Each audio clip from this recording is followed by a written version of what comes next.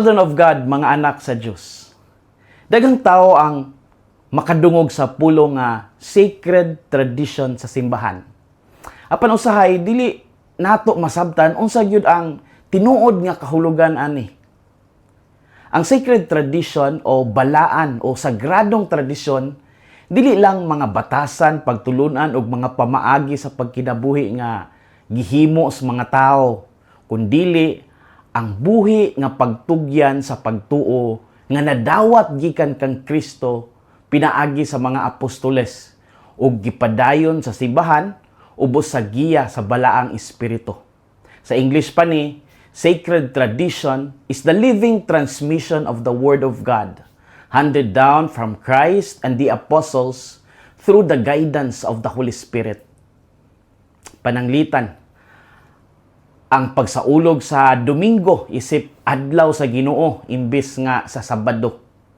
Gibuhat kini sa mga unang mga Kristiyanos, mga first Christians tungod kay ang pagkabanhaw ni Jesus nahitabo sa unang adlaw sa semana ug mao kini ang adlaw sa ilang panagtigom alang sa pagpanalangin ug sa pagpikas-pikas sa pan. Another example mo ang pagbunyag sa mga masuso o mga bata. Sukad pa sa unang mga siglo sa simbahan, adunay mga panimalay nga gibunyagan uban sa ilang mga anak aron madawat usab nila ang grasya sa bag-ong kinabuhi uban kang Kristo. Usab pa ka example mao ang pagtimaan sa krus sa pagsugod og pagtapos sa pagampo. Sign of the cross. Kini usa ka karaan nga pamaagi sa pagpahinumdom nga kita giluwas pinaagi sa cross ni Kristo ug ang tibuok natong kinabuhi iya nang gitugyan sa Amahan, Anak ug Espiritu Santo.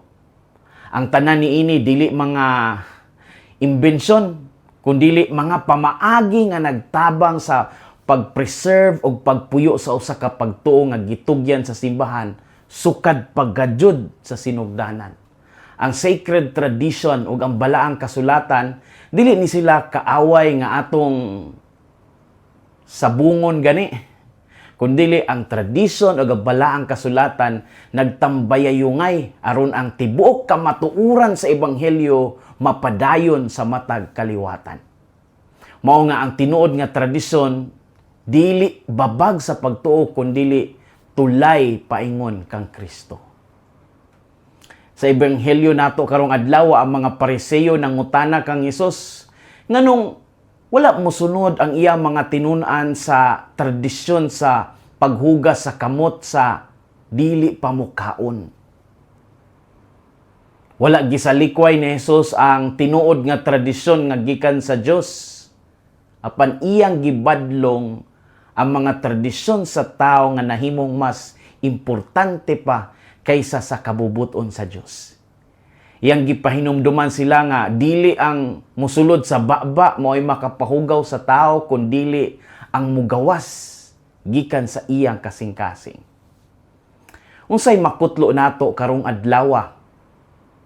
Unang punto, ang Dios mutan-aw sa kasing-kasing sa tao kaysa panggawas nga unsay makita. Ang problema sa mga Pariseo dili ang ilang pagrespeto sa mga tradisyon. Ang ilang sayop mo ang paghatag og labaw nga bili sa mga ritual kaysa sa tinuod nga paghigugma sa Dios ug sa isig ka tawo. Ang ilang mga mata nakatutok, nakasenter dito sa mga lagda, mga balaod, apan ang ilang kasing-kasing halayo kaadyo sa Ginoo. Mao kini ang gibadlong ni Hesus. Sigon pa niya, hear and understand. Matthew 15:10. Sa binisaya nga hubad, pamati ug sabta. Gisugo niya una ang katawhan sa pagpaminaw ug pagsabot.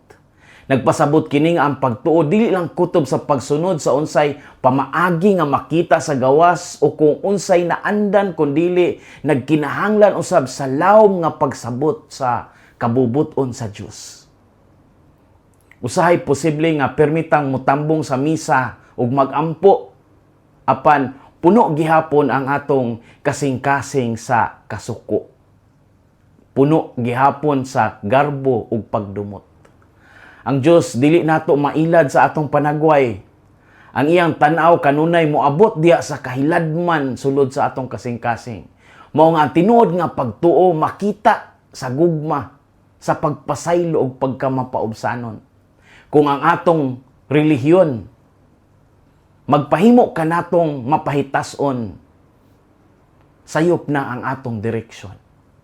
Ang Dios mutan-aw una sa kasing-kasing sa tao kaysa panggawas nga unsay makita.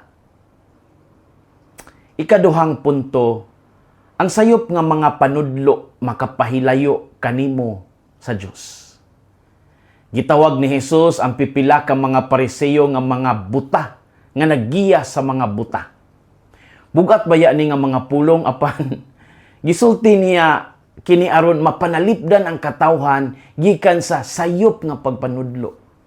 Ang usa ka magtutudlo adunay dakong responsibilidad tungod kay daghang tao ang mosunod sa iyang giingon. Mao nga ang kamatuoran kinahanglan pirming ibutang nato sa sentro. Kung ang buta maggiya sa isig kabuta silang duha mahulog sa kanal. Dili tanan nga kusog musulti husto na dayon. Dili tanan nga pinabundak, pinasyagit og with feelings and emotions nga gisulti husto na dayon. Mao nga kinahanglan tang mahimong discerning. Discerning is the key. Kabalo mo timbang, kabalo mo mususi, kabalo mo mamalandong kung ang atong mga ginasunod maubay sakto, maubay nahiangay o maubay subay sa kabubuton sa Dios.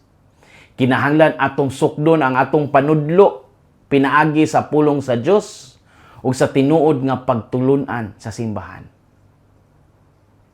Sa panahon karon daghang impormasyon ang makita sa internet o sa social media. Dili baya tanan niini tinuod nay uban nga makakita lang gani sila og quotation gikan sa ilang idol nga mga politiko. Mo share na ni sila dayon. Nindot pod siguro ni mutimbang-timbang sa ta. Makisusi sa ta kung kini tinuod ba ug makatabang ba ni sa daghan ug kini ba makapaduol nato diha sa kabubuton sa Dios. Isip nga mga Kristiyanos kinahanglan maalamon kita sa pagpaminaw ug dili dayon mutuo sa atong makita ug madungog. Mao nga ang simbahan nagpadayon sa pagtudlo sa kamatuoran nga nadawat gikan kang Kristo ug sa mga apostoles.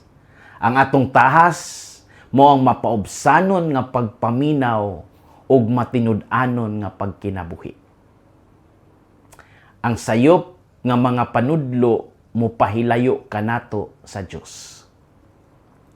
Story time. Daghang nangutana nganong gitugutan sa mga Katoliko ang pagkaon og baboy samtang adunay ubang mga sekta nga nagdili niini. Nindot nga pangutana no. Sa daang tugon ang baboy giisip nga dili limpyo sumala sa balaod ni Moises. Apan sa bagong tugon gipadayag ni Jesus nga dili ang pagkaon ang makapahugaw sa tao kundi ang mugawas gikan sa iyang kasing-kasing. Ang mga apostoles usab nakasabot niini pinaagi sa ilang misyon kaniadto nga kini sa tanang kanasuran. Mao nga ang simbahan wala na magtudlo nga bawal ang pagkaon og baboy. Bisan si Martin Luther mismo ni kaon usab og baboy tungod kay kini ordinaryo og kasagaran nga pagkaon sa ijang panahon. Gani sa medieval Germany, ang pork usa sa mga maingon ta staple food o kanang importante nga pagkaon tungod kay ang yubab. Sayon ni atimanon og ang karne sa yubab mapreserbar pod panahon sa tingtugnaw o sa winter. Ang mga sausage, ham ug uban pang pagkaon gikan sa baboy nahimong kabahin sa ilang adlaw-adlaw nga panginabuhi o pagkinabuhi dito sa medieval Germany. Ang punto sa ebanghelyo dili kung unsay atong gikaon, kundili kung unsay anaa sa atong kasing-kasing. Ang tao mahimong mukaon sa labing limpyo nga pagkaon, apan mahimo pod baya siya nga puno gihapon sa kasina, pagdumot o garbo.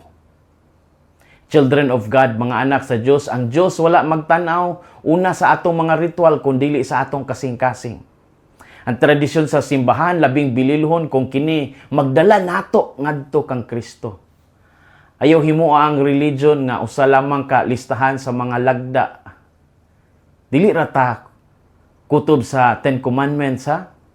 Mas angay natong palambuon ang atong buhing relasyon uban sa buhing Ginoo. Pagtuon sa imong pagtuo aron dili ka mailad sa sayop nga mga panudlo. Hinaot nga ang kasing-kasing ni Kristo maghari sa atong mga kasing-kasing. Kini si Father Felmar Castrodes, Fiel SVD, ang inyong magsisibya sa maayong balita. Gikan dinhi sa Penang, nasod sa Malaysia, hinumdumi ang kinabuhing Kristiyano, kinabuhi sa pagserbisyo.